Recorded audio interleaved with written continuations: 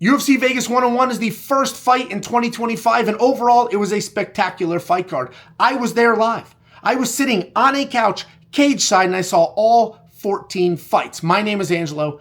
This is We Want Picks, and I'm going to recap the entire UFC Vegas 101 fight card, giving you my reaction and my opinion.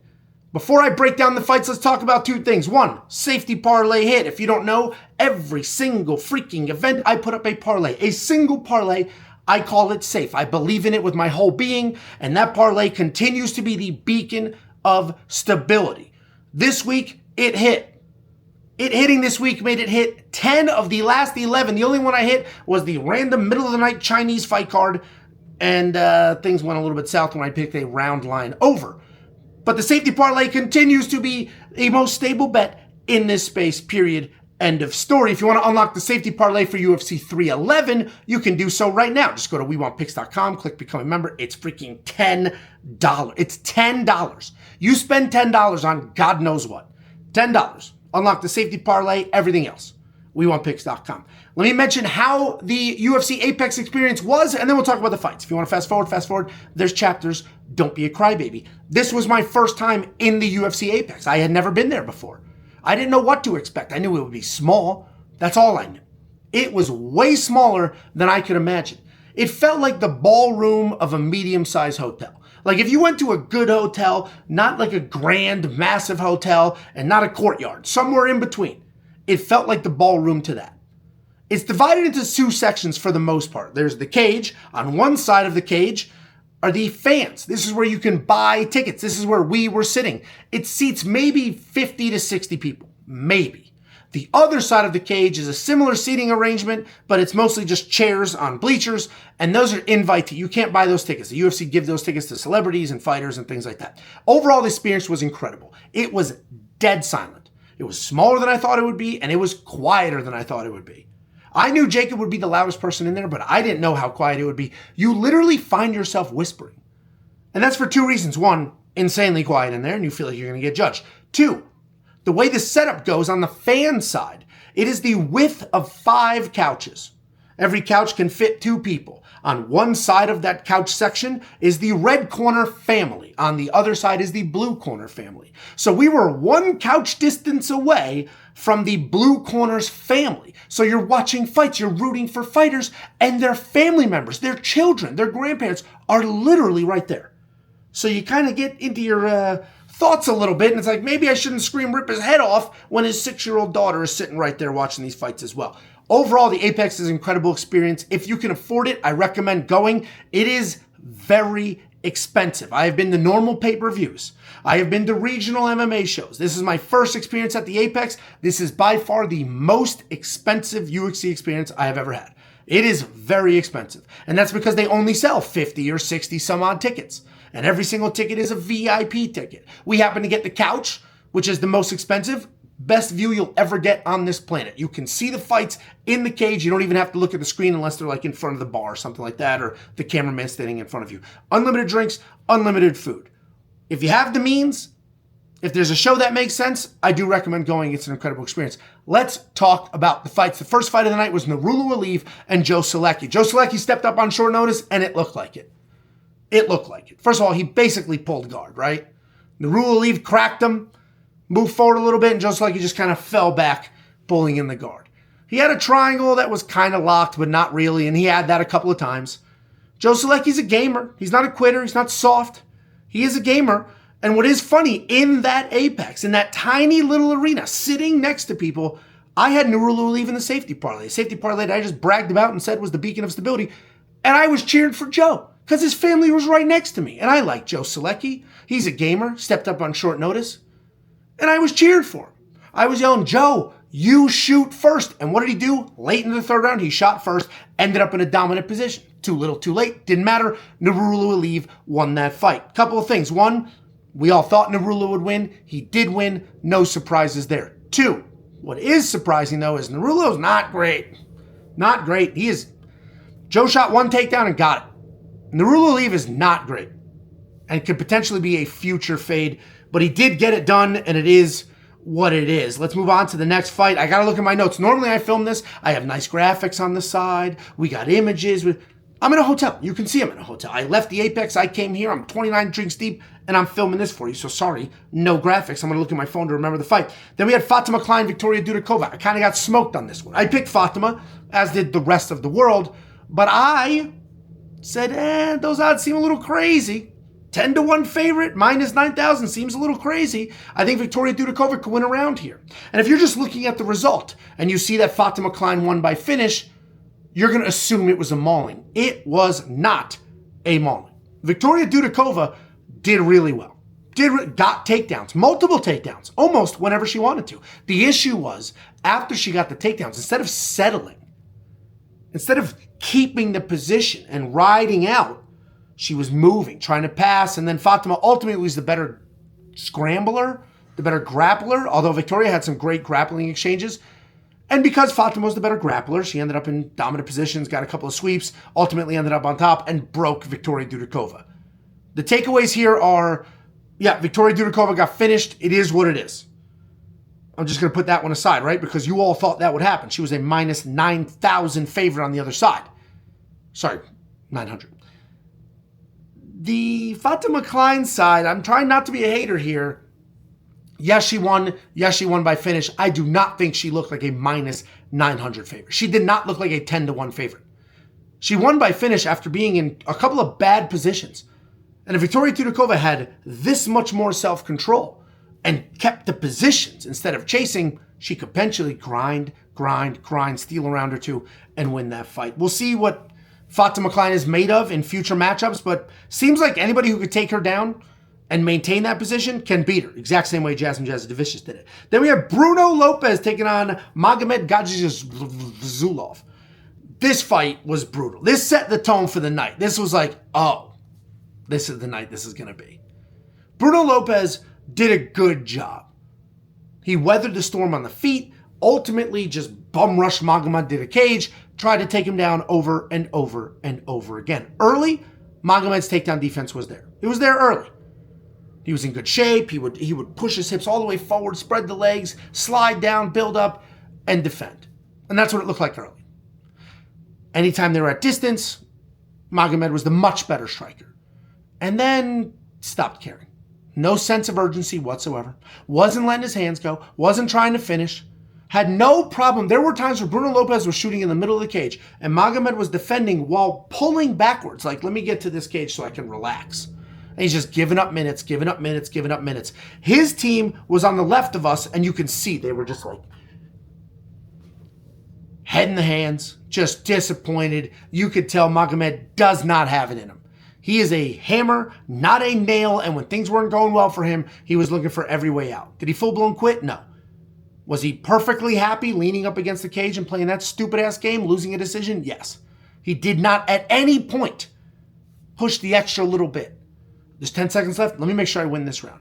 2 minutes left. Let me make sure to do this. When back against the cage, let me circle out. Magomed, future fade, permanent fade. You can't bet on that guy ever again. He doesn't have that sense of urgency, and that's not something you can teach. Then we had Ernesta Kareckaite versus Nicolle Caliari. I talked about this fight. I said I want to bet on Nicolle.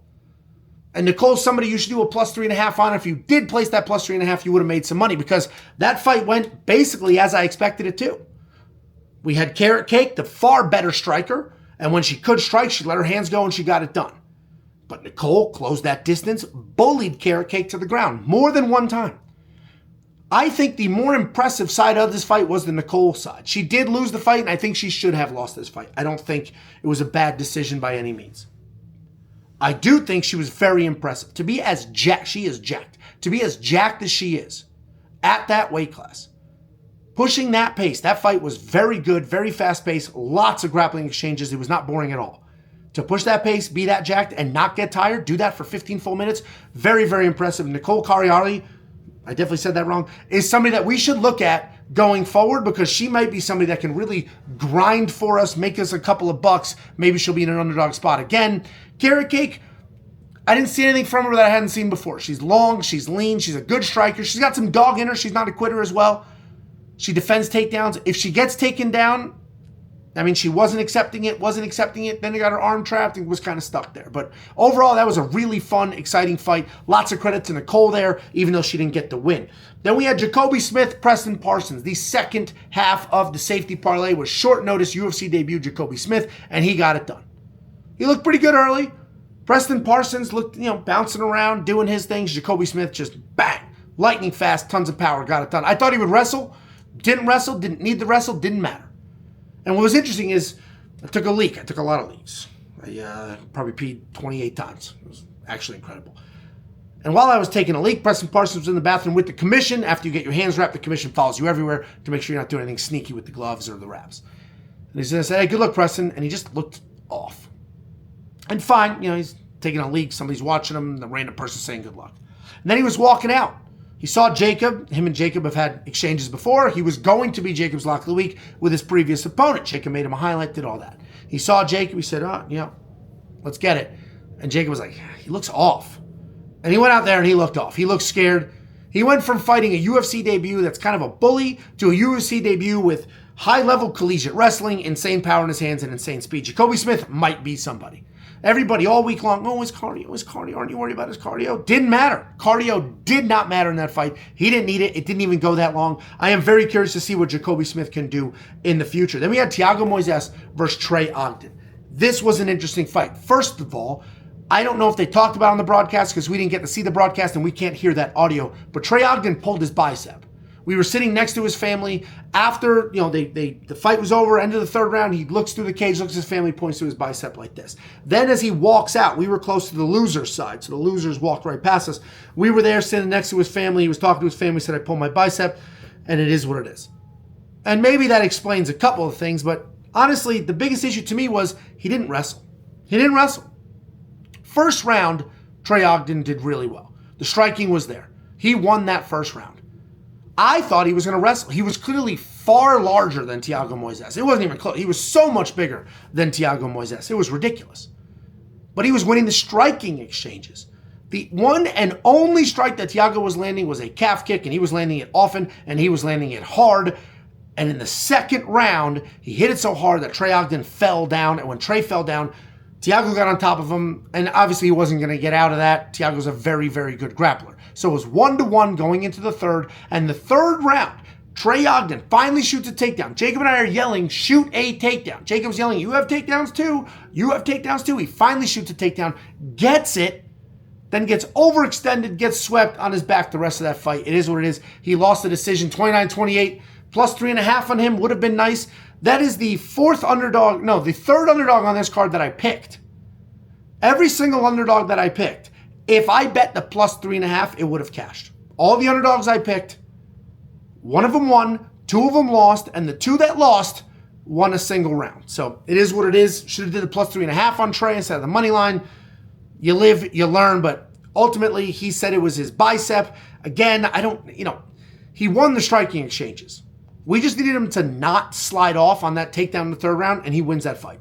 It was 1-1 going to the third, lost the third. It is what it is. Trey Ogden was a pretty solid underdog, but didn't get it done. Then we had Marco Tulio taking on Ihor Potieria. That fight went as you would expect it to go. Ihor Potieria is the faster fighter. Marco Tulio is the stronger fighter. Listen. Okay, his girlfriend's Norma Dumont. Norma Dumont was there. They talk about Norma Dumont's butt. On the broadcast, they say, oh, she's got a dump truck, stuff like that. And, you're on TV, you see whatever it is. Dude, she was standing in front of us in the corner. It was crazy. Like, it looked like a cartoon. Like, if you drew it, it was insane. Like, she had a watermelon. It was nuts. Absolutely nuts. Either way, Marco Tulio got it done. He's got a ton of power. We didn't really see enough to be like, is he good? Is he not good? He finished a dude who gets finished. That's literally what happened in that fight. So that is what it is, and I imagine Ihor Potieria is cut. Then we had Felipe Bunes and Jose Johnson. My whole breakdown for this fight was Felipe Bunes wins. I picked him. I bet on him as an underdog. I said, I think Felipe Bunes wins this fight because Jose Johnson gets taken down. Ultimately, it was Jose that did the taking down. Jose took down Felipe Bunes.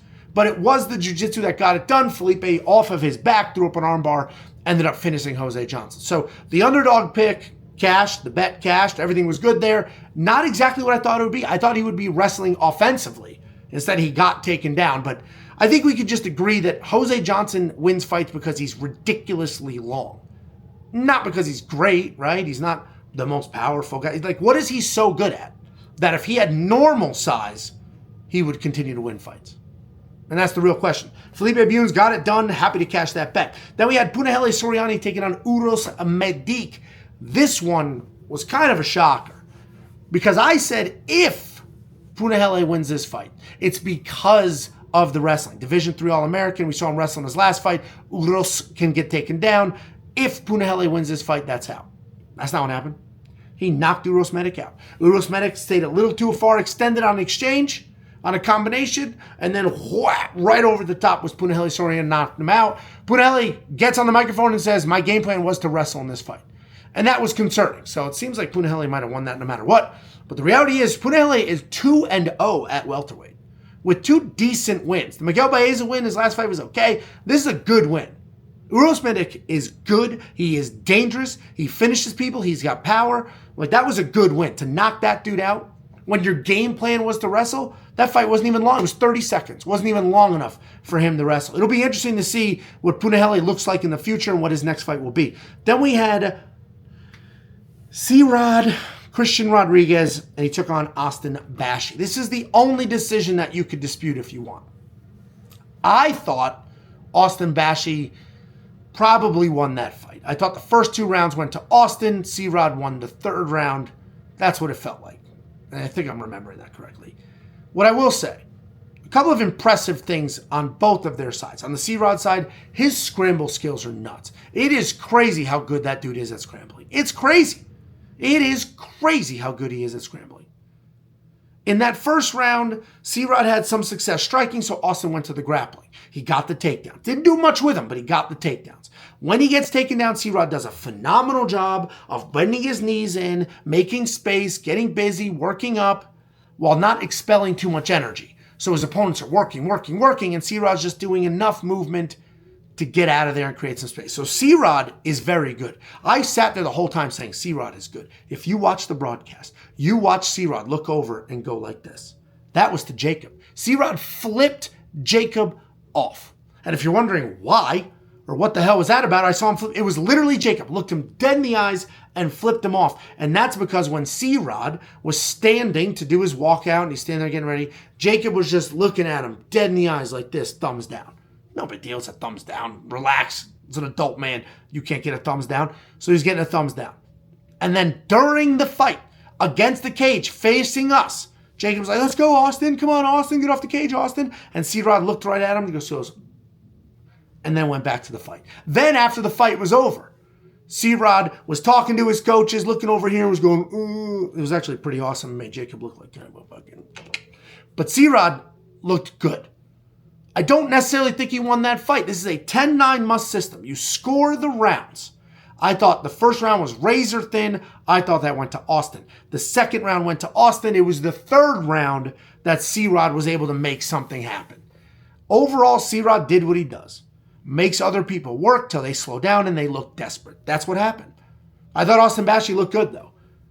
His wrestling pace is incredible. He's like a Nurmagomedov. Just shoot, shoot, shoot, shoot, shoot. Shoot, shoot, shoot, shoot, shoot. He'd get the single.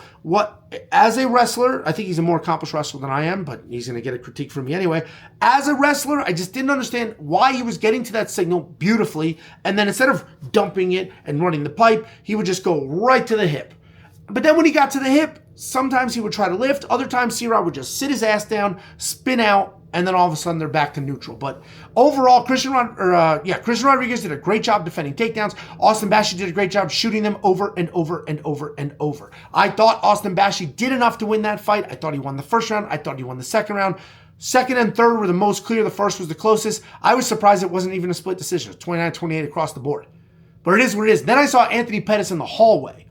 Because again, Apex is tiny. You can see anybody you want to see. I saw him in the hallway. I'm taking a leak. He's like, walking past. We looked at each other and I was like, hey, that dude is a prospect killer. He's like, dude, tell me about it. His wrestling's phenomenal. The striking's there. What he did say is like, the only thing I got to work on is his head position against the cage. And that's what Pettis' feedback was on Christian Rodriguez. Obviously, they're teammates. Pettis is his coach. Then we went to Roman Kopylov and Chris Curtis. This fight was spectacular. Chris Curtis was knocked out with 1 second left in the third round. 1 second left. To the point where we were screaming, it's 1 second. Like, as a referee, you know the timing. You heard the clap. You understand about where you are. To stop the fight with 1 second left is fucking dumb. Especially dumb because Roman Kopylov was nowhere near him. It was a back and forth war. It felt like it could be Chris Curtis 2-0 going into the third. The third was very clearly Roman. Had him like wobbled a little bit a few times. Then finally at the very end of the round, like drops him. But Roman pulled a Jalen Turner, just turned around, walked away. Just walked away from him. And there's only 3-4 seconds left. And then Chris Curtis like puts his hand on his knee, goes to stand up, and the referee's like, couldn't wait to call it. 1 second left, couldn't wait to call it. That made no sense to me. The good news is it didn't matter. The scorecards had it 1-1 going into the third. This would have been the ultimate screw job if Chris Curtis was up 2-0. If Chris Curtis was up 2-0, he clearly was going to lose the third round. It would have been 2-1, 29-28 for Curtis. It was 1-1 going into the third, and the third round was clearly going to Roman. So it is what it is. It didn't matter. Calling it a TKO, it didn't matter. Chris Curtis was losing that fight no matter what, whether he went to the scorecards or not. And honestly, it probably benefited him that it was a controversial finish because now he can talk his shit. He said it was a bad stoppage, which I believe it was. That was stupid. Bad stoppage. I don't understand. So now maybe they book a rematch. Overall, that was an incredible fight. Couple of things. One, Chris Curtis might be the best boxer in the UFC, certainly at that weight class. And I'm saying boxer. I'm not saying striker. I'm not saying kickboxer. I am saying boxer. Don't get your panties in a wad. The reason that fight was so close is because Roman was treating it like a boxing match. He wasn't using kickboxing range. He wasn't kicking. He wasn't chopping. He was boxing. And Chris Curtis was lighting up the body, getting to the head, had Roman all messed up. That was a great back and forth fight. I absolutely loved it. Chris definitely got screwed in that stoppage, but ultimately it didn't matter for the scorecards. Then we had Cesar Almeida and Abdul Razak Al Hassan talk about the knockout of a century. Cesar Almeida was almost knocked out.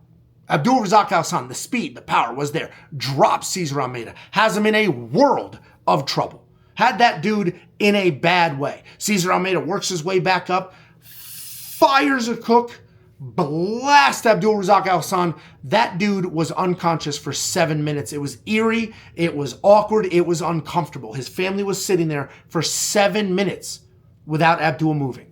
I don't know what they did with the broadcast. I don't know if they talked about it, showed you some random bullshit, cut to commercial. I don't know. It was 7 minutes of Abdul laying flat, motionless on the canvas, and it was a problem. It was a problem. And that's what happens when you're 40 years old. 40 years old at those higher weight classes, when things don't go your way, they do not go your way. So now the question is, does Cesar Almeida have a chin issue, or is Abdul Razak Al Hassan just a freight train? Because Cesar Almeida was in a bad way. Ultimately recovered, got the win himself, but like, who's he fighting next? If they have power, what's going to happen? So we'll see what happens, but Cesar Almeida, clearly, his power is nuts, because that knockout was one of the worst we've ever seen. Then we go to the co-main event, Santiago Ponzinibbio versus Carlston Harris. Similar situation. That fight was a great back and forth fight. It was a war. It wasn't the cleanest thing we've ever seen, but first of all, Carlston Harris is humongous. Way bigger than I thought he was going to be. Huge. The far larger fighter. He seemed to be winning a lot of the exchanges. In the first round, I believe it was, he had Santiago Ponzinibbio in a lot of trouble a bunch of times. Like, dropped him, like had him stumbled. Dropped him a few times if you consider like leg kick trips. A drop. Carlston Harris was very clearly winning that fight. Then the tide started to turn. Then Ponzinibbio's hitting him. Ponzinibbio's dropping him. Ponzinibbio has him in trouble. And Ponzinibbio ends up winning that fight by finish, which was shocking. But this is what happens when you start fighting into your elder years. If you're closer to an AARP card than you are to your college years, that's what can happen. Your chin is just not going to be there. It's the first thing that goes when you get older. That was a great fight. It was a fun fight. I personally think the co-main event should have been the Chris Curtis fight, but that fight sort of lived up to the co-main event hype. It was a lot of fun. Meaningless for the division, but overall, solid fight, fun to watch, especially cage side. Then we had the main event of the evening. R.I.P. to Jakey Boy. We were going to film this recap together, but obviously he's a little down on himself, so we're not doing that. It's just me. Because Jacob was like, yeah, fuck it, I'm going back to the room. And I get it. He was all in on Amanda Ribas. And I thought she was going to win too. I didn't bet on her, but I thought she was going to win. It was a rematch. She dominated the first fight. And to me, it just seemed like they're the same fighters, but better. They're both equally better from the first time. So what's changed? Mackenzie Dern leaned very heavily on, like, that was my first fight back after having a kid. I wasn't ready yet. And honestly, it was a back and forth fight. First round was Mackenzie's because Mackenzie got a takedown. Shocking. 16% takedown accuracy, got a takedown. And once Mackenzie takes you down, you're not getting back up. You're just not going to get back up. But Amanda Ribas, good enough jiu-jitsu, seems to be training since she's 4 years old, defended everything, didn't matter, that round was gone. Second round, Amanda Ribas tosses her. Gets the judo throw, tosses her, wins that round. Stays on top, stays safe the whole time, perfect. It's 1-1 going into the third. And again, Amanda gets a takedown. My bet hit. I bet Amanda over one takedown, that hit with the second. We were golden. It looked like, all right, Amanda's going to come out here, she'll get a few takedowns, she'll cruise to victory. It's not really what happened, though, because Amanda got the takedown, was doing pretty well. They ended up in a scramble. There was like an omoplata attempt from bottom from Mackenzie Dern. It turned into a sweep. She ends up on top. And with like 2 seconds left, 10 seconds left, she hears the clap. With 2 seconds left, Mackenzie Dern fully commits to an armbar, and then Amanda Ribas taps. It is what it is. That's the game. That is the fight game. And when I sit here and I say this is the most volatile sport to bet on, and I talk about we're up 15 or less, 17 fight cards, and like all of those stats, a 23% ROI over the last 6 months, and I talk about how remarkable those stats are, think about tonight. Think about the underdogs who won and how they won. Think about the dynamics of tonight, and then zoom out and think about having long-term success in that environment. And that's why I say this is the most volatile sport to bet on. We love this sport. You love it. I love it. We all love this sport because of how insanely fucking wild this sport can be. The way that Abdul Razak Al-Hassan got knocked out after almost winning by knockout, nuts. Christian Rodriguez beating another prospect, nuts. Amanda Ribas getting subbed with 2 seconds left in the third round in a close fight, nuts. Chris Curtis getting finished with 1 second left while his opponent was nowhere near him, nuts. This is a volatile sport. It's a ton of fun. I love this sport. I love you guys. You have all changed my life. I'm hoping to change your life. Go to WeWantPicks.com. The UFC 311 picks, bets, and everything else are up right now, ready to go. Let me know what you thought about this event below. I thought it was a great fight night. I thought it was a great start to the year. Hopefully, it's not setting the tone for the year for the chaos that's going to be these bets. But overall, great night. I appreciate every last one of you.